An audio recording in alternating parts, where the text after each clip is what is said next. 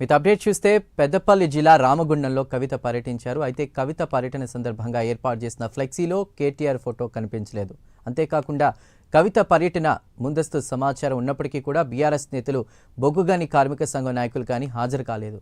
కవిత అలా వచ్చి ఇలా వెళ్ళిపోవడంతో జాగృతి శ్రేణులు నిరుత్సాహానికి గురయ్యారు. అక్కడి నుంచి కవిత మంచిర్యాల పర్యటనకు వెళ్లారు.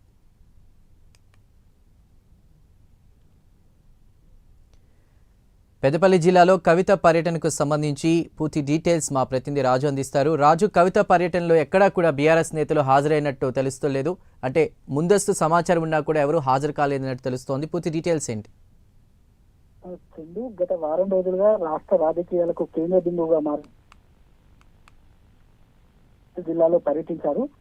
ముందుగా పెద్దపల్లి జిల్లాలోని రామగుండం కార్పొరేషన్ కార్యాలయం సమీపంలో ఉన్న అంబేద్కర్ విగ్రహానికి ఎమ్మెల్సీ కవిత పూలమాలలు వేసి నివాళులు అర్పించారు. అనంతరం జై భీమ్ జై కేసీఆర్ అంటూ నినాదాలు కూడా అక్కడికి వచ్చిన కార్యకర్తలు చేశారు. ఈ సందర్భంగా ఆ జాగృతి శ్రేణులు కలిశారు కవితని. ఆ కవిత పర్యటన ముందస్తు సమాచారం ఉన్నప్పటికీ బీఆర్ఎస్ పార్టీ శ్రేణులు కానీ, మరోవైపు ఇటు తెలంగాణ బొగ్గు అని కార్మిక సంఘం నాయకులు కానీ ఎవరు హాజరు కాలేదు.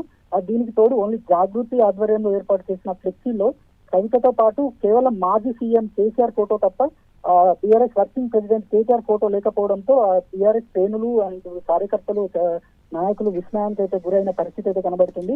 కవిత కూడా అలా వచ్చి ఇలా వెళ్ళిపోవడం జిల్లాలో జస్ట్ ఒక 5 మినిట్స్ పర్యటన ఉన్న నేపథ్యంలో ఈ బీఆర్ఎస్ జాగృతి శ్రేణులు తీవ్ర నిరుత్సాహంతో అయితే గురైన పరిస్థితి అయితే కనబడుతుంది. కనీసం మీడియాతో కూడా ఎలాంటి ప్రస్తావన తీసుకురాకుండానే మంచిర్యాల జిల్లా పర్యటనకు వెళ్లారు. అక్కడ కొన్ని ప్రైవేట్ కార్యక్రమాల్లో ఒక